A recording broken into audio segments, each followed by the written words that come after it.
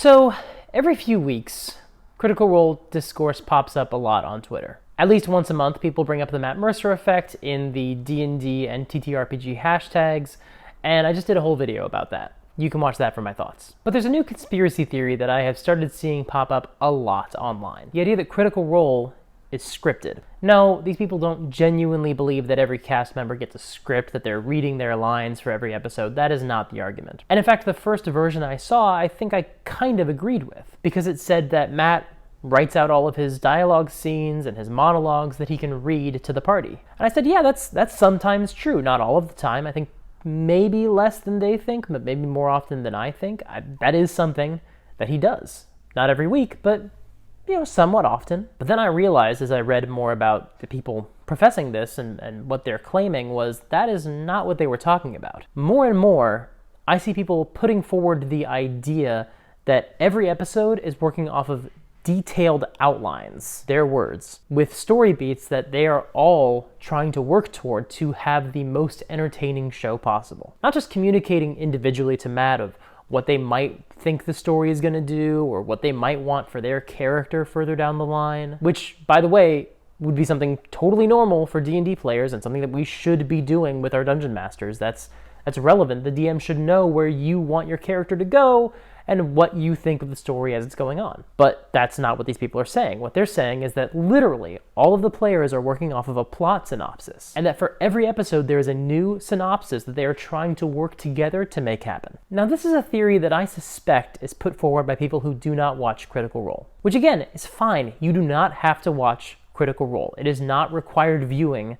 to be in the Dungeons & Dragons community, even though I'm sure for some of you who don't watch it, it might feel that way. And I also have to acknowledge something when I talk about Critical Role Discourse. I acknowledge that I come to the Critical Role community with a very specific perspective. I've watched basically everything they've made. I've been in the fandom since 2015 when there were only like 30 episodes to catch up on, which is never going to happen again for Critical Role. I've watched several other games online that were also run by Matt Mercer, and I can compare those to Critical Role. I've listened to a lot of other actual play content from small and large creators. I've run or been heavily involved in multiple actual play podcasts. I've worked in the entertainment industry for 6 years, and I think I'm pretty good at reading people. This definitely gives me a unique perspective, or at least a very privileged perspective, when trying to figure out why the folks at Critical Role are making the decisions they're making. So when people make assumptions about behind-the-scenes elements that I personally think are preposterous because it doesn't line up with what they've said behind the scenes, it doesn't line up with how Matt's run other games, it doesn't line up with how the industry works, I have to acknowledge that not everyone is coming at these things with that same perspective. But this theory, the theory that everyone in the cast has a beat sheet that they're trying to hit for every episode, I think it falls apart the moment you watch the show. Not just the clips that circulate a lot online of the cast being clever or dramatic, or Matt pulling off some narrative gymnastics that are genuinely impressive. Just like any normal episode.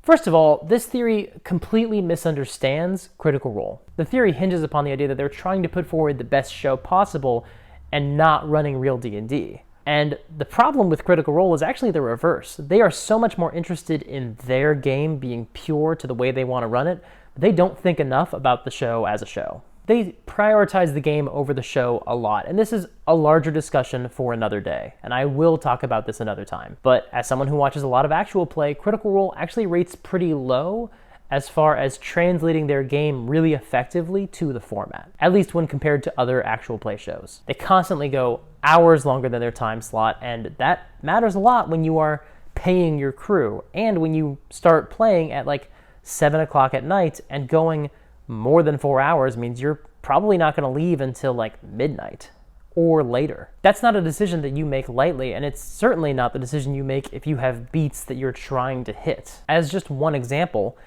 it would be unthinkable for most actual play shows to make their guest star wait in the wings for hours before introducing them. This is something that Matt does very often because in his mind, he's already decided where that character is going to enter, and he doesn't know how long the cast is going to take to get there. So sometimes, in fact, pretty often, the guest is just waiting and watching the show, and they have to be paid for the entire time that they're present, and you kind of want to get the most use out of them that you can, but instead they're just sitting off to the side watching. There's some benefit to that for people who are new to D&D to watch the game and to see it in action, get a feel for it, but even for people who have played a lot of D&D, they're still just waiting. Now, if they do this once or twice as a cool reveal, that would make sense from like a story beat perspective. But it happens with almost every guest star for the first 2 campaigns. Now, you would think that if everyone's working off of a beat sheet, they would try to move towards that beat really, really quickly to get themselves into whatever position they need to be in to introduce the guest star. Or, hell, maybe Matt should just tell the cast, hey, when you reach this point, that's when the guest star is going to enter, so, maybe go over there. But Matt doesn't do that. So this theory that hinges on the cast collaborating to make certain story beats happen, it doesn't jive with how the game is actually played on a week-to-week basis. Secondly, there are some times when a player is in the loop with Matt, but it's pretty rare. Now, we know that the cast will occasionally sit down and try to figure out when this story is going to end, because that's something that you should talk about as a D&D group. You should know if you're going into the big fight with a dragon, like, hey, is this going to be the end of the campaign, or do we want to keep exploring some of the other loose ends? Matt needs to know that because he needs to know whether or not to wrap up the story. And the cast needs to know that so they can emotionally prepare themselves. So we know that they do that. We know that that's happened a couple of times. And we know that they will sometimes sit down with Matt when they need to write out a character for a certain amount of time. Like when Laura and Travis were going to have a baby, or any of the number of times that Ashley has had to leave for New York. But again, this is pretty normal for D&D groups. This is something that you should do when that occasion arises. And when you watch the show on a long enough timeline, you can start to tell the difference. You can start to get a sense of when there's a staged reaction versus when the reactions are really super genuine. Third, the people I've seen talk about this theory online will admit that they don't think the cast is fudging their dice rolls. They think that yes, they're rolling real dice, but there's just other story beats that they're trying to hit. But this is another sign to me that they don't watch Critical Role. Or if they do, they don't watch it with a very critical eye. No pun intended. Basically, every major moment in both the first 2 campaigns have come off of some very specific die rolls. Sometimes one die roll will shape the entire trajectory for a character's arc or for the entire campaign. That's why those moments circulate online. Can you believe all this happened just because Ashley rolled an 8? Can you believe that all of this rode on the fact that Matt's NPC failed this one saving throw? So, unless you think they are fudging their dice rolls, unless you think that they are all keeping track of what they should be rolling at certain points in the story, which I don't think they are, they can barely remember what their abilities do, and why add another layer of complexity to that, then again, I just don't think the theory holds any water. Fourth, the few times that a player does collaborate with Matt, miscommunications and mistakes still happen. No spoilers here, but I will say that in Campaign 1, in episode 85, Sam and Matt collaborate, and there are 2 major story beats that involve Sam's character. And afterwards, on their wrap-up show, Talks Machina, their after show that they used to do, Sam admits that he thought the second beat was going to happen in the next episode, not in episode 85. He thought those 2 events would be spread out. He wasn't really ready for that second thing to happen. And Matt admits, oh, then I think I just misunderstood what you were asking. So that's why they both happened in one session. In episode 103, Matt and Liam have a one-on-one scene. It's the first time that everyone is cleared from the table except for one other player and Matt. And it's meant to explain a major change to Liam's abilities, among some other things. And an NPC asks Liam's character what the big bad wants, and Liam, well, he kind of freezes in the moment. He understands kind of what the NPC is asking, but he's kind of caught between what does he as a player know and what does he know as a character. And that's somewhat muddled by the fact that people keep saying things to him online, on Twitter, about the situation. So there's a third category. What does Liam know? What does the character know? And what has Twitter been telling Liam? In that moment, he can't keep it all straight, and he doesn't really know what to say. Matt keeps asking kind of the same couple of questions over and over because he's kind of trying to prompt Liam for a very specific response. Because for Matt's story to work, he knows that the NPC needs to hear a very specific sentence. And if the NPC doesn't hear that, the NPC will not get further involved in the storyline because that threat won't feel real to them. But Matt and Liam are not on the same page. Now, I saw someone online claim that they think 25% of the show is staged. And first of all, they weren't basing that off of anything that I could see. But second of all, if you think that's the case, why would moments like this happen? Why would there be so many moments where the characters just do random dumb stuff that doesn't make any sense? Would you just include that as red herrings? Or is that maybe just a sign that they're playing D&D and sometimes they do random dumb stuff? That leads me to my fifth point. I suspect, again, the people who propose this theory, the clips they only see of Critical Role are individual clips that circulate because of how cool they were. And because of that, and the general vibe of the fandom that tends to say things like Matt is a genius and the show is a Swiss watch of storytelling, they think, oh, well, if it's that good, it has to be staged. But the problem here is that Critical Role is not a Swiss watch of storytelling. I mean, there's some amazing moments that happen. There's some genuinely great stuff. I love the story for both campaigns, but they make huge mistakes, and they look like idiots, and they give each other a hard time about looking like idiots. And you don't have to watch too long before you see something like that. And a really great actor probably would not try to fake that, because what purpose does it serve? Not because they couldn't fake it, but like, why? Why would these creators come up with this very elaborate story and then add more details about how they screwed it up, and then have Matt go online and say, oh yeah, well, I thought they were going to do this. If there's a beat sheet, no, he doesn't think that. So why would he be going out there saying the opposite just to lead us on a misdirection? Who does that serve? It is no secret that Ashley Johnson was filming Blind Spot in New York, and that caused her to miss dozens of games for the first two campaigns. And there are many times when the cast is about to ride into danger, and they want Pike to come along. But Pike is currently being played by Matt because Ashley is not there, and Matt is trying to say, no, I'm not going to come with you. Remember, I figured out this thing where I could join you later on. We can just do that if Ashley ends up being able to join. And the cast is saying, no, it's not the same. Come along. And Matt's saying, okay, if I come along as Pike, you guys need to be in charge of my character. And I'm not going to, as Matt, control this character. And if she dies, then that's on you. And the cast is to discuss the fact that if she dies, it's on them because they insisted that she come along instead of them using the technique that Matt developed that she can use to join them later remotely if she ends up being able to join the game. And seriously, it happens so often that it happened during a live show on stage in character. They had this debate. The problem comes from the fact that the cast takes this very seriously. They are very invested in the story, and they want it to feel real. So for them, not having Ashley as Pike come along, well, of course she can come along. She's a physical, tangible person, but like, you guys as players know that she's not. And again, if you are proposing that this group of players has plotted out everything that happens in every session, why have that argument on stage in front of people at a live show?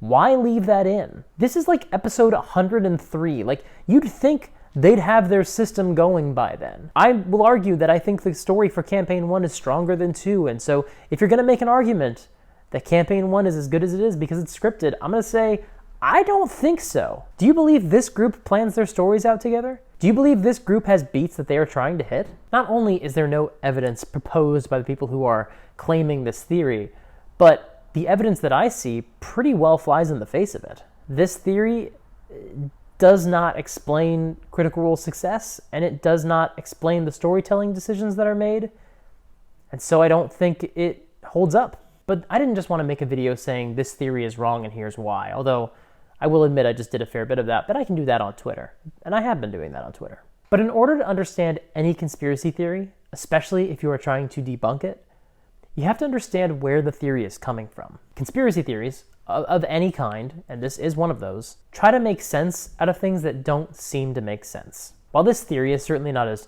harmful or toxic as other conspiracy theories outside of the D&D sphere, or for some people, the D&D flat earth, the root is always the same thing. You witness something that flies in the face of how you think things are supposed to work, and trying to come up with a theory, usually involving some amount of subterfuge, that can explain it. I don't know who first proposed this theory, but why is it so popular? First, again, I've said this before, I think it's proposed by people who don't watch Critical Role. Or at least they don't watch every episode, but they've seen clips and they see it pop up on the D&D online forums and Twitter so often that it feels like everyone has a take on it, and they see all this hype about it, and they think it can't possibly be this good and also improvised. And what they have seen of Critical Role, they look at and they say, that's not what a real D&D game looks like, because they've never seen that style, not that quality, but that style of either storytelling or that dynamic between the players or that atmosphere. And I'm going to come back to that one in a minute. They've never seen that present at their own tables. Now, when the Matt Mercer effect is brought up, a common response is usually, you only feel like this isn't real D&D because everyone's doing voices. It's just because of that, or because they have the big fancy set. But I suspect this comes from something even simpler. I think some of us, and I'll include myself in this, I think a lot of people look at a table like Critical Roles, and they don't know why it doesn't feel like D&D immediately to them. But I think it has to do with the fact that there's very little crosstalk. And so to them, it registers as unrealistic. And in fairness, this is half true. It is a skill that all the people at the table likely already have before they started playing because they're trained performers. They are skilled performers, and they have been in theater and on movie sets and in voiceover booths, and they understand that crosstalk can be kind of a problem.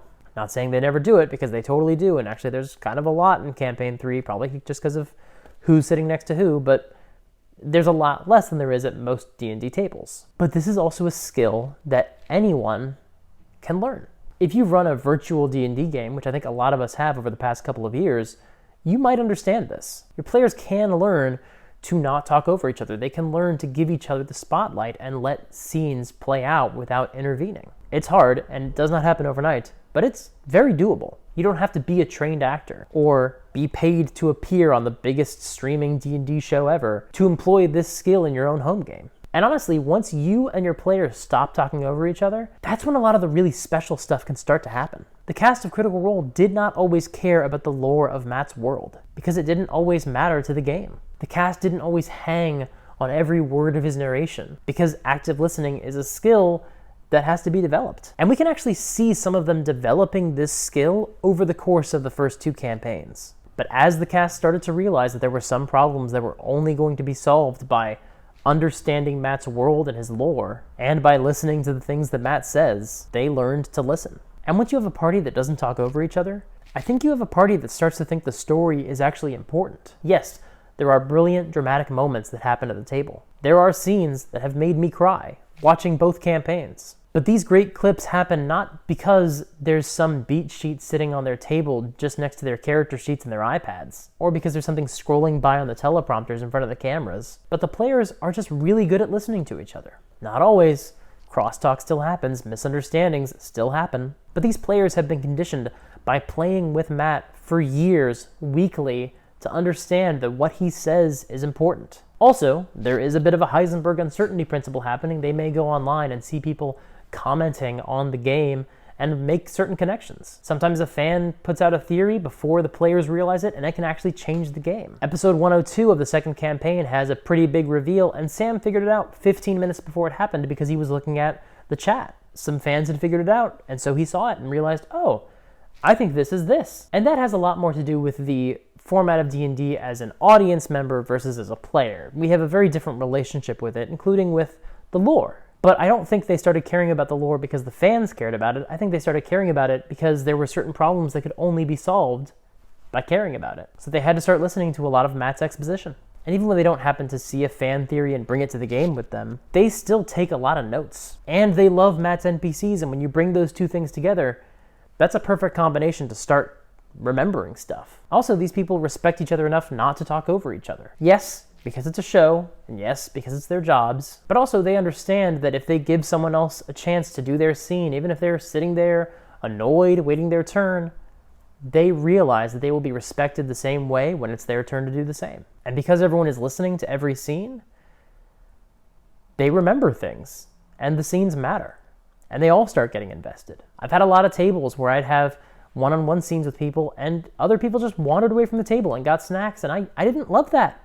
I really didn't. So I don't tend to play with those people anymore because it's disrespectful. That's not the only reason, but there was other behavior as well. But when you're playing virtually, that doesn't happen. And all of a sudden you start having this really wonderful dynamic that produces wonderful storytelling. The argument that Critical Role is scripted is, unsurprisingly, exactly the same as all the people who claim that the Matt Mercer effect is a problem because it's not real D&D that we see on Critical Role because of the sets, because of the money, because they're performers, because of the voices, because of blah, blah, blah, blah, blah. I always see this conspiracy theory pop up in response to the Matt Mercer effect, or in response to people saying, well, this is why the show is so good. It's because the cast is invested. And people say, no. It's because it's scripted. That's why they're invested. The argument comes in specifically to shut that discourse down, to shut down the idea that Critical Role should be inspiring instead of intimidating. It weirdly elevates the pedestal that Critical Role is on by trying to make it less attainable, by saying it's only as good as it is because they're doing all this fakery behind the scenes. You can't possibly want a game like Critical Role. You can't possibly try to have a game like Critical Role because it's not real D&D and it never will be. And you can't do that. But I'm here to say you can be inspired by Critical Role. You don't even have to play the same way as Matthew Mercer. You don't have to have the same kinds of players as that cast. But Critical Role can still inspire you without you having to aspire to that specific show. There is a difference between inspirational and aspirational. That's the whole point of my channel. You don't even have to watch the show. No one has to watch Critical Role. I'm going to make videos about every episode, and we're going to learn something from every episode. Because, yeah, it's a pretty good game of D&D. But you can also run a pretty good game of D&D. So every other Thursday, I'll do a video about an episode of Critical Role. Subscribe and check it out. Hope this was useful to you. And again, anyone who says that Critical Role is scripted is basically doing a form of gatekeeping. So keep that in your brain. If you like this video, hit the like button. And if you want to see more like it, hit the subscribe button. Because I make more videos like it. Especially subscribe if you want to see the videos I do about Critical Role. Those are going to come out every other Thursday. And make sure to hit the bell if you want to know as soon as videos come out. Thanks so much for watching, and don't forget to play fair and have fun. I'm going to make videos about every episode, and we're going to learn from each one. Whoa. That was weird.